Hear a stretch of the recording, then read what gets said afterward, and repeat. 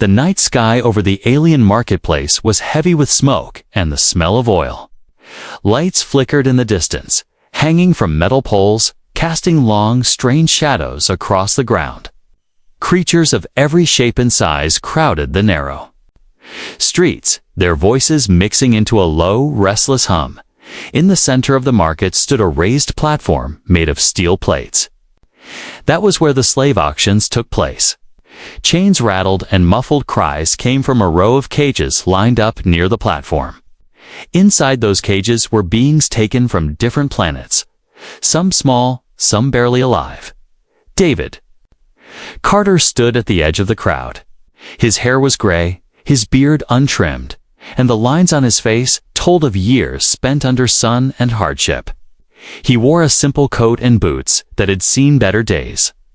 A human and old one was a rare sight in this galaxy. Most here had never seen one before. Those who had stared openly, whispering among themselves.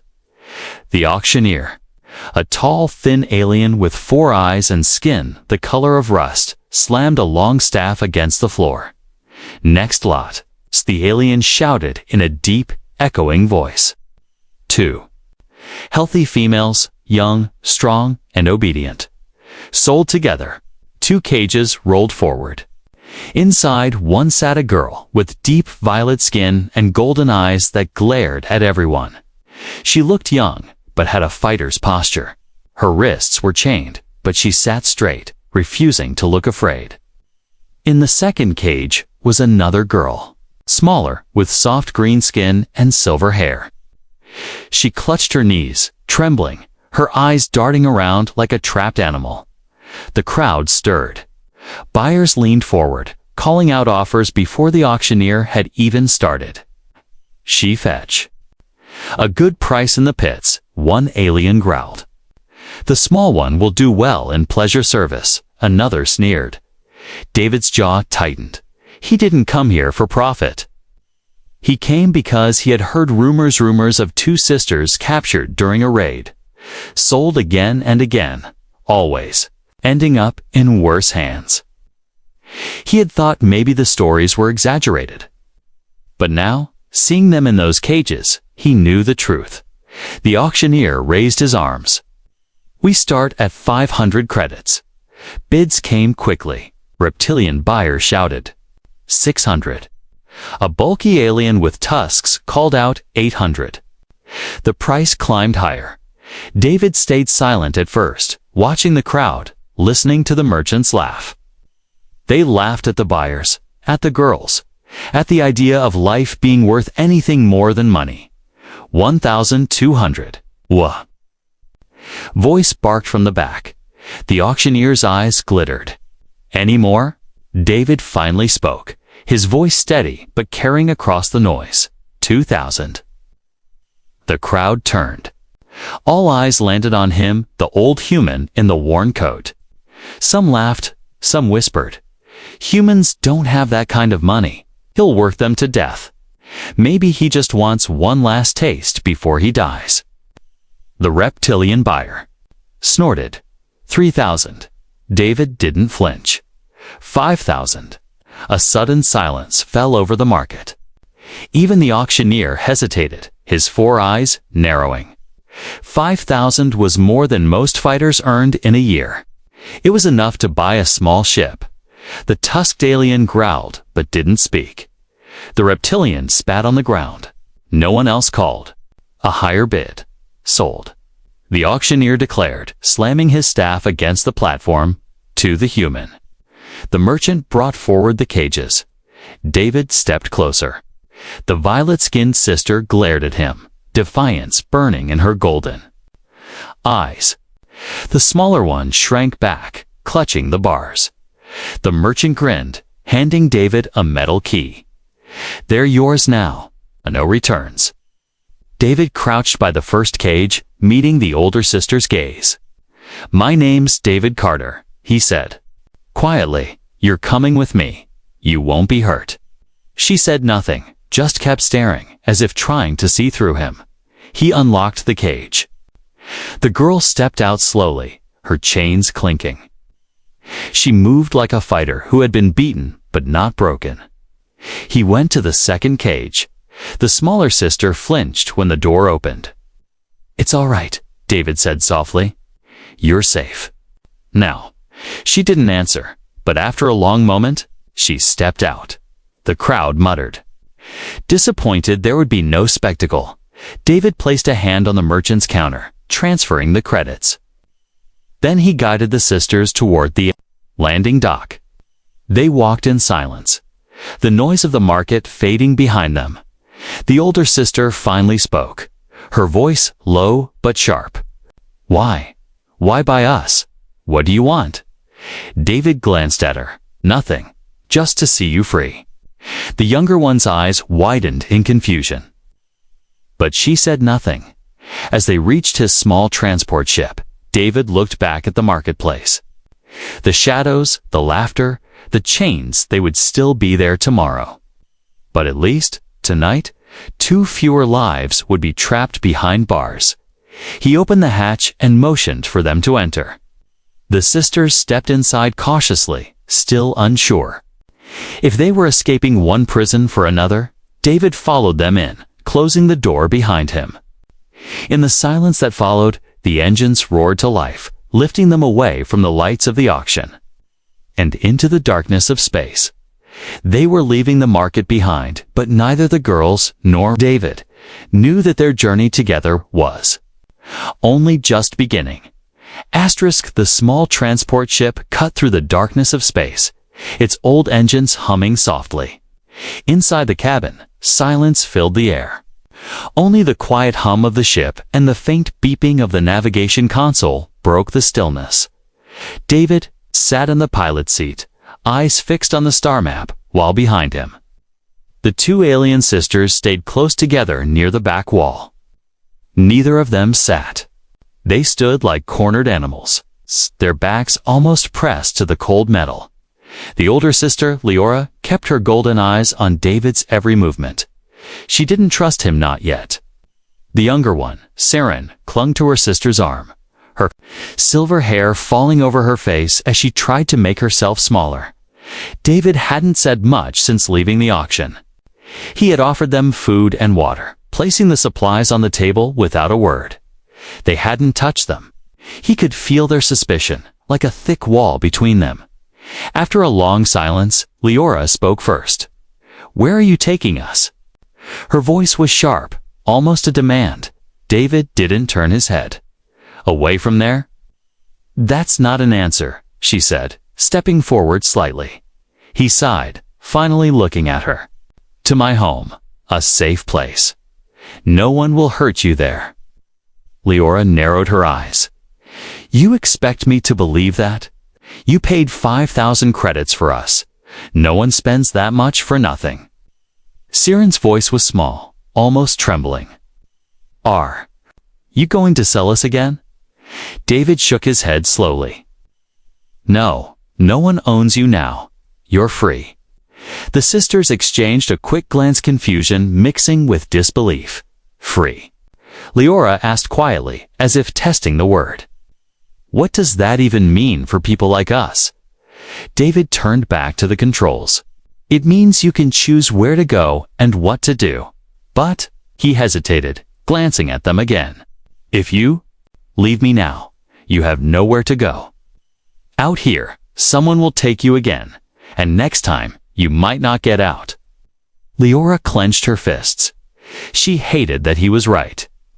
She had seen what happened to girls who escaped one master only to fall into the hands of another. Hours passed as the ship drifted through the quiet void.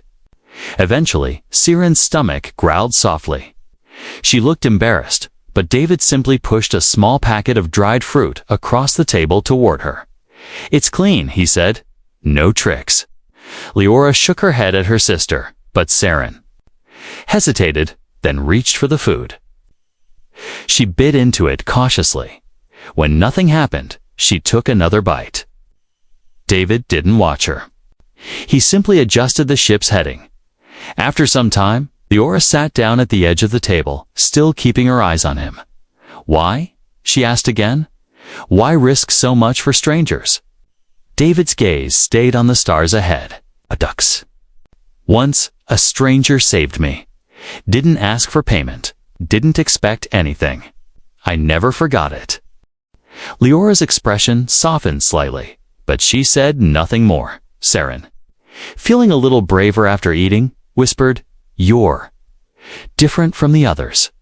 David gave a faint smile. That's the idea. The hours of travel stretched into the next day. They stopped briefly on a small trade station to refuel. Leora and Saren stayed inside the ship while David went out to handle supplies. Through the small window, they saw alien dock workers glance at the ship, some pointing, some smirking. When David returned, he carried a small bundle of clean clothes. He placed them on the table without comment. They should fit. There's a washroom at the back if you want to change. Saren's eyes lit up at the sight of the fresh clothes, but Leora still hesitated. She studied David's face, trying to read his true intentions. "You're still not locking the door," she said after a moment. "Most men would." David looked up at her. "You're not prisoners. Why would I?" That night, while David rested in the pilot's chair, Leora quietly guided Saren to the washroom. The younger girl took a long shower, the warm water washing away the stink of the auction. She came out smiling faintly for the first time in weeks. Leora followed after, taking her time, letting the steam soak into her skin, feeling the dirt and dust disappear. When she returned, David was still sitting in the chair, eyes half closed. He looked tired, but not dangerous. She found herself wondering if maybe, just maybe, he was telling the truth. Still, her guard stayed up by the third day. The star map showed their destination, Eden 5, a quiet farming world far from the main trade routes. David explained it in short words. No slave markets, no gangs, just small towns and people who keep to themselves. Saren leaned closer to the window, staring at the green planet growing larger in the distance. Leora kept her arms crossed, but couldn't help feeling curious as the ship began its descent. David spoke again, his voice calm but firm. "You don't owe me anything. But if you want to stay safe, you can stay with me, at least until you decide what comes next." Leora didn't answer, but Saren whispered, I want to stay." The older sister glanced at her and then at David. Deep inside, she knew this journey was far from over. She didn't trust Isalie, but part of her wanted to believe that maybe, just this once, someone really meant what they said. The ship touched down in a wide field of golden grass. The air outside shimmered with the glow of the setting sun. David stood and opened the hatch, the warm breeze rushing in. "Welcome," he said quietly, "to your new home, if you want it." Leora stepped out first, her boots sinking slightly into the soft earth. Saren followed, eyes wide as she breathed in the fresh air. But even as they stood there, watching the horizon, Leora's thoughts remained guarded. Freedom was a fragile thing. She knew it could be taken away in a heartbeat. She just didn't know yet how far David would go to protect it. The sun over Eden 5 was warm but gentle, casting long golden light across the fields. The air smelled fresh, nothing like the heavy, dusty stench of the market they had left behind. Leora and Saren stepped off the small landing pad, their bare feet brushing against grass for the first time in years. David led them toward a weathered farmhouse at the edge of the field. Its walls were made of pale stone. The roof sloped and patched in places. The place was old, but it stood strong, just like the man who owned it. Inside, the house was simple, but clean. Wooden floors creaked under their steps.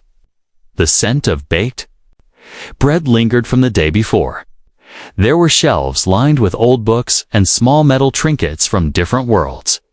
"You can put your things in the back room," David said, pointing toward a hallway. "There are 2 beds, not much else, but they're comfortable." Leora crossed her arms.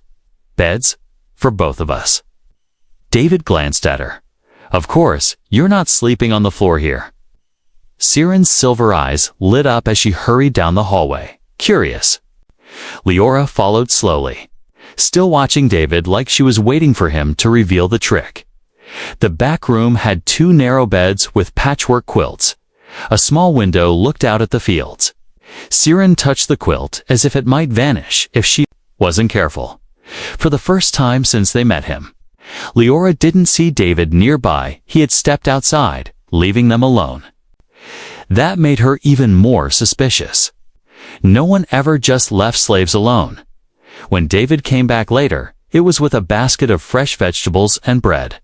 He set the food on the table. "You can eat whenever you like," he said. "There's no schedule here." Siren sat down quickly, her hunger winning over her doubt. Leora stayed standing, her arms still crossed. She watched him for a moment before asking, "And what do you want from us for all this?" David met her gaze evenly. "Nothing." She almost laughed. "People like you always want something." "Then I guess I'm not like other people," he said simply. For the next few days, the sisters moved around the house quietly, still unsure how to act. Siren began to relax, humming softly as she cleaned dishes or looked out the window. Leora remained alert, always ready to leave if things went wrong. But Eden 5 wasn't without its dangers. On the 4th evening, as David repaired a fence outside, a group of local men approached. Their clothes were worn from farm work, but their eyes were hard. One of them, a broad-shouldered man named Harlan, eyed the house. "Heard you brought some alien girls here," he said, in a voice that carried warning. David straightened. "They're under my protection." Harlan smirked. "That's the problem. Strangers bring trouble. You don't want the wrong people sniffing around." "They're not trouble," David said calmly. "They will be," another man muttered. "We don't need outsiders here." David didn't raise his voice, but there was steel in his tone. "They're staying. That's all there is to it." The men left, but not without throwing a final glare toward the house. From the window, Leora had seen everything. She didn't like the look in those men's eyes. That night, she confronted David. "You're making enemies because of us. You should have let us go." David shook his head. "If I let you go, you'd end up in another cage." "I'm not letting that happened." Leora opened her mouth to argue, but stopped. Something about the way he said it wasn't just stubbornness. It was a promise. As days passed, little moments began to change things. David showed Siren how to plant seeds in the garden. He fixed a broken lock on Leora's bedroom door, not to keep her in, but so she could lock it from the inside if she wanted. He gave them space, but was there when they needed help. One rainy evening, Siren sat at the table with a steaming cup of tea David had made for her. She looked up and smiled faintly. "This feels nice," she said quietly. Liora, standing by the window, didn't answer out loud. But inside, she knew she felt it too. Still, the world beyond their little farmhouse wasn't safe. Rumors spread in small towns quickly, and Leora could feel that trouble was building somewhere out there. The way some neighbors stared, the way whispers stopped when they walked by, it was only a matter of time before something happened, and she wasn't sure if even David could protect them when it did. The rain had stopped by morning, but the air on Eden 5 was still heavy and damp. Mist clung to the golden fields around David's farmhouse, curling like silent ghosts along the fence line. It was quiet, too quiet. David stood on the porch, sipping his coffee, scanning the horizon. His instincts, sharpened over decades as a soldier, told him something was off. Out here, trouble didn't always announce itself with noise. Sometimes it crept in slowly, like the mist inside. Siren was humming while sweeping the floor, her silver hair catching the morning light. Leora sat at the table, mending a tear in her tunic. She noticed David's distant look through the open door. "What is it?" she asked. He didn't answer at first, just narrowed his eyes at a faint dust cloud in the distance. "Riders," he said, finally. "Coming fast." Leora's fingers froze. She had seen that kind of speed before. It wasn't a friendly visit. Minutes. Later, the hum of engines grew louder until 3 black hoverbikes slid into view. Their riders wore dark armor and visors that hid their faces. Painted across each bike was a red insignia, the mark of Corin's syndicate, a name Leora knew all too well. David set his coffee down and stepped off the porch, his coat swaying in the breeze. The lead rider dismounted, removing his helmet, to reveal a scarred alien face with burning yellow eyes. "David Carter," the man said, his voice low and dangerous. "You have something that doesn't belong to you." David kept his voice calm. "If you're talking about the girls, they're not yours." The alien smirked. "Everything in Corin's market is his property." "You paid for them, yes, but you didn't pay him? That makes them stolen goods." From the doorway, Leora stepped forward, her fists clenched. "We are not goods." The alien's gaze flicked to her, and a slow grin spread across his face. "Fiery one, I remember you from the auction. You'd fetch triple now." David took a step closer, putting himself between the riders and the sisters. "You're leaving now." The alien tilted his head. "Or what?" Without breaking eye contact, David reached into his coat and pulled out an old pulse rifle. It was battered, but clean and very functional. "Or I put you in the ground before you take another step." The standoff stretched for a long, tense moment. Finally, the alien gave a short laugh. "We'll be back, and next time, there'll be more of us." He put his helmet back on and mounted his bike. The 3 riders sped off, leaving the hum of their engines fading into the distance. David didn't relax until they were gone. Then he turned to Leora and Saren. "You two need to understand something. This was just a warning. Come. Harder next time." Saren's voice trembled. "Then we should run." David shook his head. "Running won't stop them. They'll just hunt you down again. We make a stand here." The rest of the day was spent in preparation. David checked the locks, reinforced the windows, and retrieved more weapons from a hidden compartment in the floor. Leora watched him work, surprised at how methodical he was, like a man who'd done this many times before. "Were you a soldier?" she asked quietly. He glanced at her. "A long time ago. Before Eden 5. Before the quiet life." That night, the farmhouse felt different. The air was tense, like the whole building knew trouble was coming. David stayed awake on the porch, rifle across his lap, eyes scanning the dark. Leora joined him after Saren had gone to bed. "You're risking your life for us," she said. After a long silence. "Why?"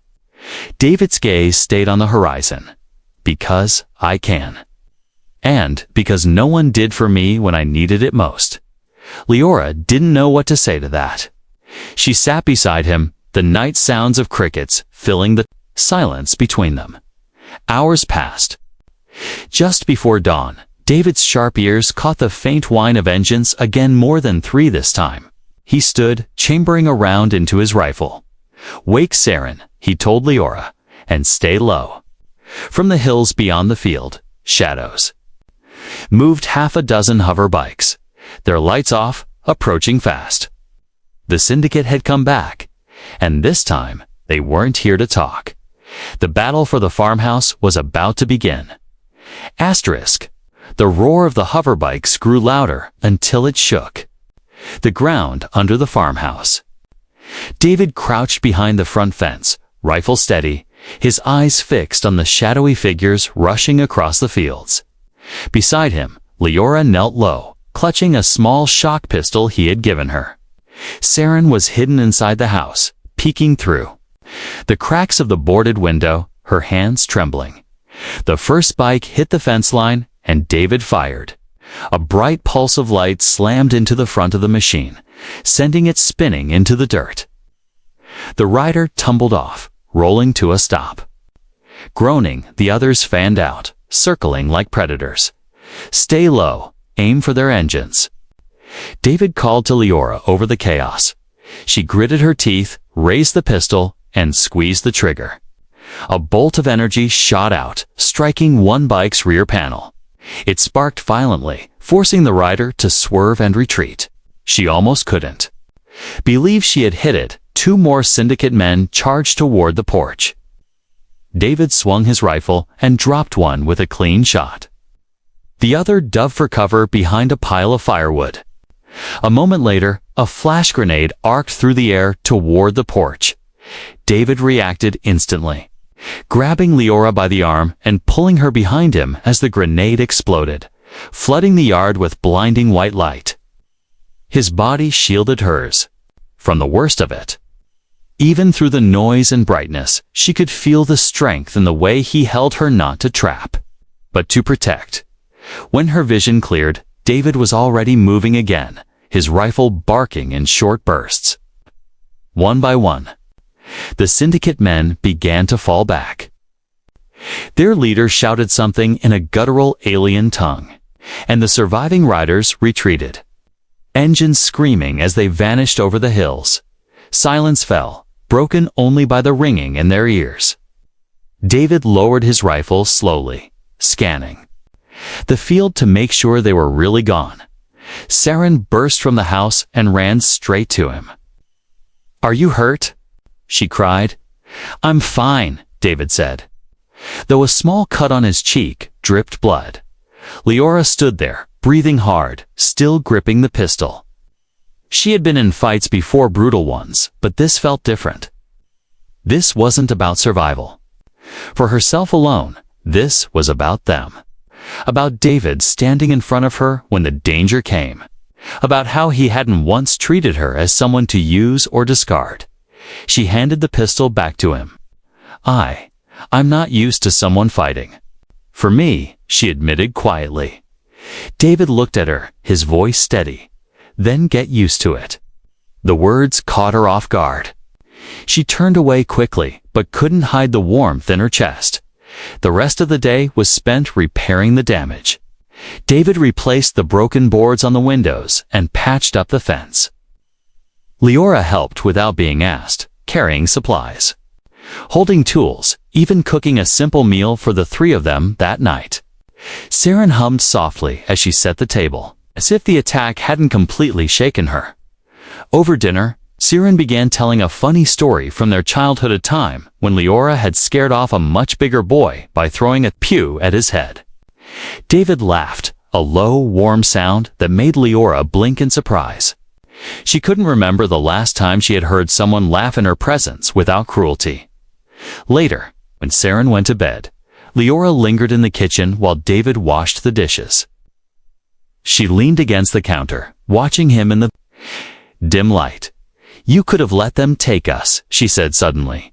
"It would have made your life easier." David didn't look up from the plate in his hands. "Easier isn't always better. You risked your life today." He set the plate down, meeting her gaze. "I'd do it again." Something in her chest tightened. She wanted to speak, to say something sharp to hide what she was feeling, but the words wouldn't come. Instead, she just nodded and left the room. That night, lying in bed, Leora stared at the ceiling. The image of David pulling her behind him when the grenade went off kept replaying in her mind. She remembered the weight of his arm, the way he had stood like a wall between her and danger. She didn't want to admit it, but her heart was changing slowly, steadily. The old human who had once been just another buyer was becoming something she didn't have a name for yet, and though she didn't know it, David was lying awake too, thinking about how fiercely she had fought alongside him, wondering if the walls around her heart might one day let him in. The days after the attack felt different. The air around the farmhouse was quieter, heavier, like everyone was listening for danger. David kept the rifle propped by the porch door now, and Leora noticed he never wandered far without it. Saren still smiled and hummed. But her eyes darted to the windows more often. Leora found herself moving through the days in a way she hadn't before. She still kept her guard up, but she no longer felt like a guest or a prisoner. She was working beside David without him asking, checking the fence, helping in the garden, and even learning to cook in the old-fashioned kitchen. Every so often, their hands would brush while passing something, and she would feel a strange, warm jolt in her chest. It confused her. For years, she had seen men as predators, buyers, or masters. But David didn't fit any of those. One evening, as the sun dipped below the fields, painting the sky with streaks of orange and gold, David sat on the porch with a mug of tea. Leora stepped outside, her long dark hair lifting in the soft wind. Saren was inside, humming to herself while working on a quilt. For a long time, Leora just stood by the porch railing, watching the horizon. The light made her skin glow, and David caught himself glancing at her before looking away. "You've been quiet today," he said finally. "I've been thinking," she replied, her voice low. "About what?" She turned to him, her golden eyes searching his face. "Why you do it? Why you're still doing it? You could have walked away after the auction. No one would have stopped you." David took a slow sip of tea before answering. "I told you before once, someone saved me when I had nothing. It was the only reason I made it out alive. I promised myself that if I ever got the chance, I'd do the same for someone else." "That's it?" she asked, almost disbelieving. "That's it?" He met her eyes. "I don't keep people in cages." I opened the door. Leora's lips curved into the faintest smile. "You're strange, David Carter. And you're still waiting for me to prove you wrong," he said, with a small grin. The moment lingered between them, quiet and warm, until the porch door creaked open and Saren stepped out, holding a small plate of bread she had baked. "You two should just marry already," she said, with a mischievous grin. Leora froze. David's eyebrows rose. Saren laughed at their expressions and set the plate down before heading back inside. Leora turned back toward the horizon, but David's voice was calm when he spoke again. "What if I wanted that?" Her breath caught. "You? What?" Not saying today. I'm not saying tomorrow. But if the day came, would you run from it?" She stared at him, her heart pounding in a way that made her uncomfortable. For years, she had survived by not needing anyone. And yet here she was, wondering what it might feel like to need this man. "I don't know," she said honestly. David didn't push. "Then think about it. I'm not going anywhere." Later that night, Leora couldn't sleep. She found herself wandering outside under the stars. The cool grass brushed her ankles as she looked up at the night sky, the same stars that had once watched her from behind cage bars. Now, she stood under them freely, and it was because of him. David came out quietly, his footsteps soft. "Couldn't sleep either." "No," she said. "Too many thoughts." He stood beside her, hands in his coat pockets. "I'm not asking for anything you're not ready to give, Leora. But I need you to know something. You're not just someone I saved. You're someone I care about." The words made her chest ache in a strange, bittersweet way. "Why?" "Me?" she asked softly. "Because you're strong," he said. "Because even after everything, you didn't break. And because I like who I am when I'm with you." For a long moment, neither spoke. The night breeze carried the faint scent of wildflowers, and the only sound was the distant call of nightbirds. Finally, Leora took a small step closer. Her voice was barely above a whisper. Maybe I don't want to leave after all." David looked at her, his expression calm but his eyes warm. "Then don't." It wasn't a dramatic kiss or a sudden embrace, which something quieter, deeper. They stood side by side under the stars, the unspoken truth between them stronger than any change she had ever known. Inside the farmhouse, Saren peeked through the window, smiling to herself. She had seen enough to know. Whatever had started at that auction was becoming something far greater. The next few weeks passed quietly, but not without purpose. David repaired the last of the storm damage to the roof. Leora began tending the garden every morning, her hands no longer trembling when they touched the earth. Saren filled the farmhouse with laughter, humming as she worked on the quilt she had started after the night of the attack. Life was far from perfect. David still kept his rifle close, and Leora still watched the horizon for danger, but the shadows that had clung to them began to fade. One afternoon, a letter arrived on the old Cums terminal in David's study. It was from the local council, summoning him for a hearing. The words were formal, but the meaning was clear. Some neighbors had complained about 2 alien women living on a human homestead. Leora stood behind him as he read. Her jaw tightened. They want to take us away. David folded the letter neatly and set it aside. Then we'll go and set them straight. The hearing was held in the town's modest council hall, a squat stone building with high windows. A dozen people sat in wooden benches, and at the front, 3 council members waited. The room buzzed with murmurs as David entered with Leora and Saren by his side. One councilman, a thin human with cold eyes, cleared his throat. "Mr. Carter, it has come to our attention that you are harboring 2 undocumented aliens on your property." "They're not cargo," David said evenly. "They're free women. Citizens, if this place is worth calling civilized." Another council member, an older woman, glanced at the sisters. "And what is your relationship to these women?" David didn't hesitate. "They're my family."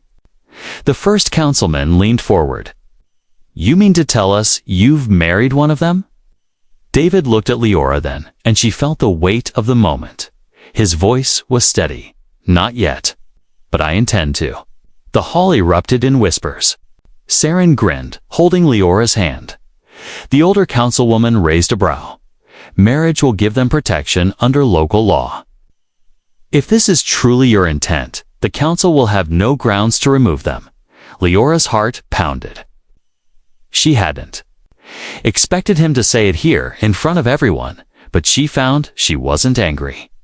Instead, she felt a strange lightness in her chest by the end of the hearing. It was decided no one could challenge their right to stay. And if they wished, they could make the bond official within the week. That night, the farmhouse was alive with quiet joy. Saren baked sweetbread for the first time in years. Leora sat at the kitchen table, watching David as he repaired a loose drawer handle. "You didn't have to say that," she told him softly. "Double quotes, yes I did," he replied without looking up. "You're not just under my protection, you're part of my life.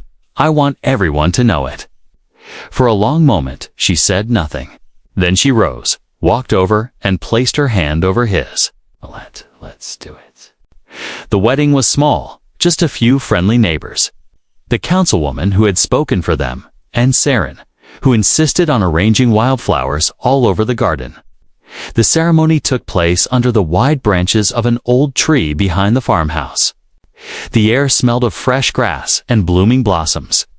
David wore his cleanest shirt and a rare smile. Leora wore a simple white dress Saren had sewn from fabric they bought in town. When the councilwoman asked if they promised to stand by each other, David's "I do" came without hesitation. Leora's voice was quieter, but steady when she answered the same. When it was over, Saren threw petals into the air, laughing until she cried. "Now you really can't send us away," she teased David, who just shook his head with a smile. The rest of the day was filled with food, laughter, and stories. As evening fell, David and Leora stood at the edge of the field, watching the sun sink below the horizon. Saren chased fireflies behind them, her laughter mingling with the chirping of night insects. "You ever think about how strange this all is?" Leora asked. "A few months ago, I thought my life was over. And now, David said, "we've built something new." She looked at him, her golden eyes catching the last light of the day. "And you're sure you don't regret it? Marrying someone like me?" David chuckled. "Someone like you is exactly who I needed." For a moment, neither spoke. The field stretched before them, the stars beginning to prick the darkening sky. Leora slipped her hand into his, and he squeezed it gently. In that quiet moment, she realized something. Freedom wasn't just the absence of chains. It was having someone who would stand beside you, fight for you, okay, and call you family. And for the first time since she could remember. Leora truly felt at home. The old human had bought 2 alien girls to free them. But in the end, he had given them more than freedom. He had given them a life, and they had given him a reason to live again.